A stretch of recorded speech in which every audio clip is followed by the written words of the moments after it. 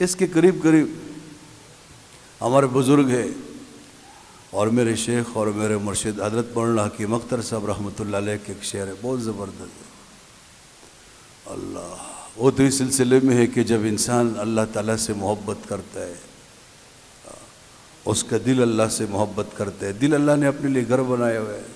اللہ تعالیٰ ہمیں اس مقام پر فائز فرمائے. تو فرماتے ہیں غم آتے ہیں لیکن غم باہر گھومتے پھرتے ہیں، اندر غم نہیں جاتا. بڑے بڑے غم آتے ہیں، اولاد کی فوتگی ہو گئی، مہنگائی ہے، بیماری ہے، پریشانی ہے، غم آتے ہیں، غموں کا انبار. لیکن چونکہ غم سے زیادہ دل متاثر ہوتا ہے تو یہ غم دل میں نہیں گھستا.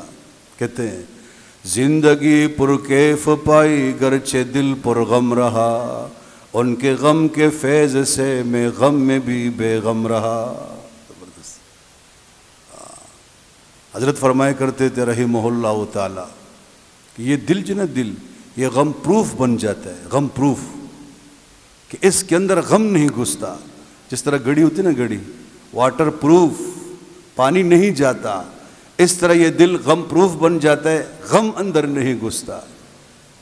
تو ایسا دل اللہ ہمیں بھی نصیب فرمائے. یہ تو تب ہو سکتا ہے کہ جب اس میں ایک کی محبت، اللہ تعالیٰ کی محبت ہو. والذین آمنوا اشد حبا للہ، اللہ کا دعویٰ ہے مسلمان وہ ہے جس کے دل میں میری محبت ہو.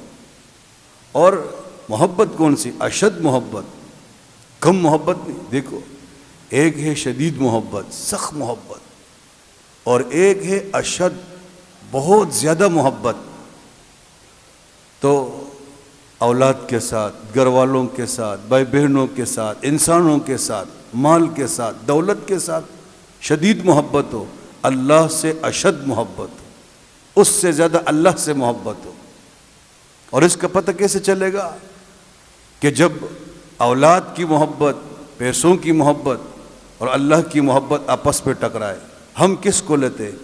اللہ کی بات سنتے ہیں یا اولاد کی سنتے ہیں؟ اگر اللہ کی سنتے ہیں تو اللہ کی محبت زیادہ ہے، اگر اولاد کی سنتے ہیں تو اولاد کی زیادہ ہے.